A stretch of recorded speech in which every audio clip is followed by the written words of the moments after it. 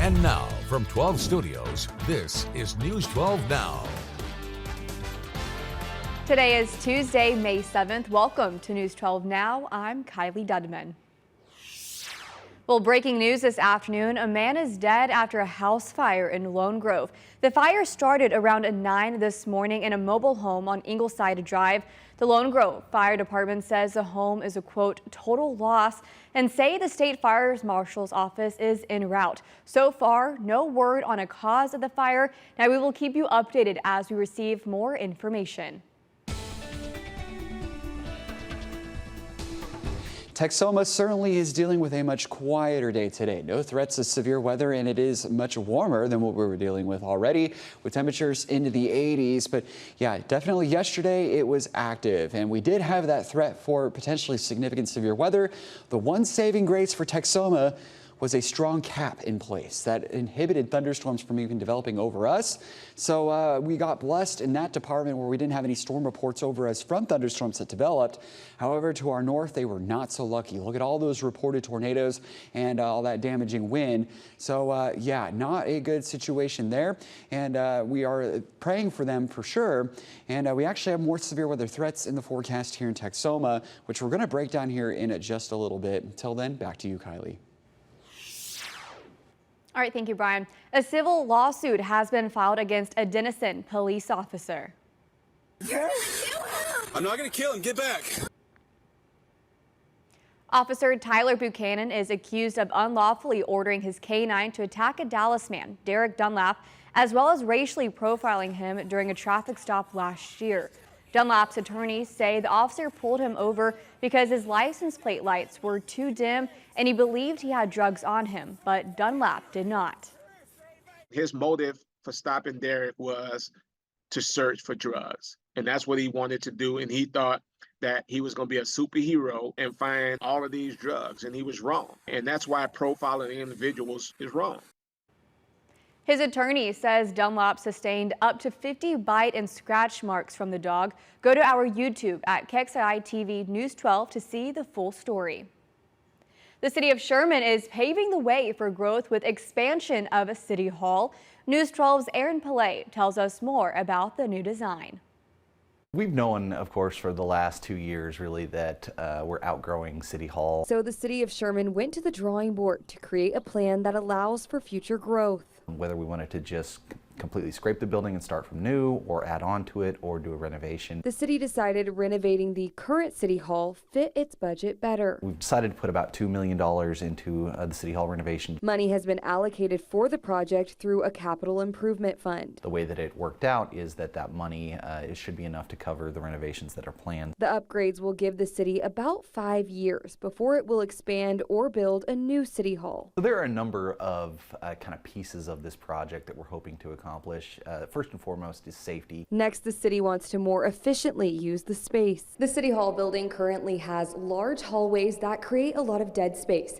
The renovations would use this extra space to expand offices. Access to these offices would also be easier for both residents and employees. Right when you walk in the door, whatever services you're looking for will be easier to find. In Monday's meeting, City Council members will have a chance to make any last-minute changes to the design plans. Then once we actually get started on the project this summer, we don't think it'll take more than 6 months. So Sherman could begin 2025 in a newly renovated City Hall. In Sherman, Aaron Pillay, News 12. The Texas elections from over the weekend resulted in some major wins for Grayson County schools and colleges, in addition to changes in several towns. Voters passed multi-million-dollar bond packages for Whitesboro and Tioga schools, as well as Grayson College. President of Grayson College, Dr. Jeremy McMillan, explains more about the bond. Take a listen. So the bond is a $456 million project. It's a 10-year project that entails a number of buildings for us, the first of which will be a renovation. Renovations will start after the semester ends, first for the Electrical Engineering Technology program, then the Health Sciences facility, which is expected to be completed in 2027. Businesses, nonprofits, and residents in Marietta who lost buildings in the tornado last week can now get help from the Small Business Administration. Officials with the Small Business Administration says they don't just help businesses, they provide low-interest 30-year loans for renters and homeowners who need help rebuilding after their tornado. Now, if you are uninsured, if your insurance didn't cover everything you lost, or if you need help meeting a deductible to rebuild, the Small Business Administration will be at the Love County Library beginning tomorrow. The SBA also provides economic injury loans for businesses, so if the tornado made it impossible for your business to make money, they'll help you keep their business open while you rebuild. Now, you can find more information on this story on our website at KXII.com.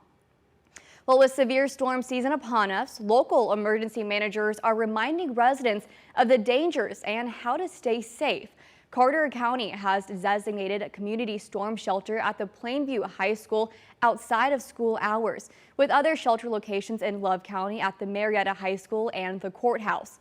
Paul Tucker with Carter County Emergency Management says it's best to have a plan and to act quickly to find shelter before severe weather strikes. Never use a bridge, underpass as a shelter. Never, I mean, if you're in a mobile home or a vehicle, find a sturdy structure nearby and go there.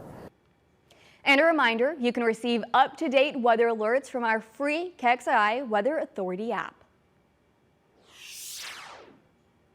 Yesterday, Oklahoma Attorney General Getner Drummond filed a lawsuit challenging the Biden administration's new change to Title IX rules.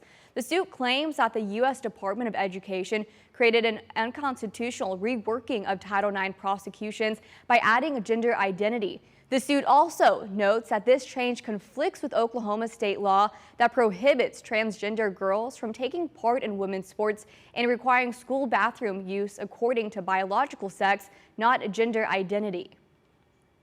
Well, one of the hardest hit areas last night was Barnesdall, Oklahoma, which is about 40 miles north of Tulsa. At least one death has been confirmed from the tornado that hit the area. Emergency managers say the tornado damaged 30 to 40 homes. Several shelters have opened to help those who are displaced. Major damage and several injuries were reported near Bartlesville as well. And Columbia University is canceling commencement ceremonies on campus amid ongoing pro-Palestinian protests. It joins the University of Southern California as notable universities to cancel graduation. But that's not the case at the University of Texas at Austin, where ceremonies are still expected to happen. Monday, a spokesperson for the school told CBS that despite several weeks of pro-Palestinian protests on campus, there are no plans at this time to cancel graduation. University of Texas at Austin senior Bryce Jacobs remembers 4 years ago when his senior high school graduation was affected by the COVID-19 pandemic. You know, given that the class of 2024 also wasn't able to experience in-person graduations due to the pandemic, this year getting to be able to experience that for college means a lot. UT says there's an extensive safety and security plan in place for all large-scale events like graduation, though some students are still nervous. The university-wide commencement ceremony is Saturday night at DKR. UT's website says while graduates are required to have tickets, guests are not. Well, today, Senator Ted Cruz of Texas introduced the No Bailouts for Campus Criminals Act. This bill will prevent any riot or violent protester on college campuses convicted of a crime from having their student loans forgiven. Now, this comes after pro-Palestine protests spread to college campuses across the United States. An Austin Police Department announces 5 more people have been arrested in connection to last week's surge of opioid overdoses that possibly killed as many as 9 people.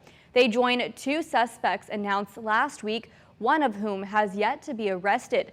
CBS Austin's Andrew Freeman reports on how police were able to track down at least one of the suspects. Indicates an improvement of the patients. At its monthly Public Safety Commission meeting, the Austin Fire Department delivered its quarterly report showing its interactions with overdoses have been trending downwards since early last year. There are concerns, however, after last week's surge, which resulted in nearly 80 overdoses and 9 possible deaths. It can be almost equivalent with a mass casualty, so to speak. meaning that our resources and the city resources can be overwhelmed. Court documents state late last week the Austin Police Department's Organized Crime Division ran an undercover sting operation which led police to crack cocaine and marijuana laced with fentanyl. The drugs were reportedly found on 33-year-old Kennedy Remijo, who has been arrested along with 4 others, according to Austin police. It's important that we get to talking to as many people as possible, because talking to the people who are out on the street are going to have the information we need to know where to go next. Austin Travis County EMS's Chief of Staff Wesley Hopkins says they worked with the Austin Fire Department and APD to deploy Narcan rescue kits to hotspots seeing the spike. They also introduced overdose victims to a bridge program to help them get off opioids. It's absolutely twofold, so that they will hopefully graduate out of those programs and have a successful outcome. First responders say the scariest part is seeing that fentanyl is now being found in just about everything, including marijuana, as seen with Remijo's arrest. The evidence is there. It can be in anything. So the awareness of knowing that it can be in anything is probably what's key. APD Chief of Staff Jeff Greenwald says the safest thing people can do is to not buy drugs off the street. You don't know, so don't take the chance. It could have a little bit of fentanyl, it could have no fentanyl, or it could have enough to kill you. Hopkins says if you are going to use, beware and use in the presence of someone with Narcan. So that if you do have a bad outcome, that you can be dosed and then call 911 so that we can respond. That's the safety messaging we're really pushing to the community. Chief Greenwald also told CBS there were instances during the surge where security guards equipped with Narcan were able to administer the life-saving drug before first responders could arrive. Austin Police plans to provide an update on the 5 arrests this afternoon. Thank you for watching today's News 12 Now. Make sure to subscribe so you find out why Texoma turns to us. You can also follow us on Instagram and Facebook, where you'll see more social media exclusive content. Want more News 12 Now? Watch us live every weekday through the KXII app on your phone or TV and through our website.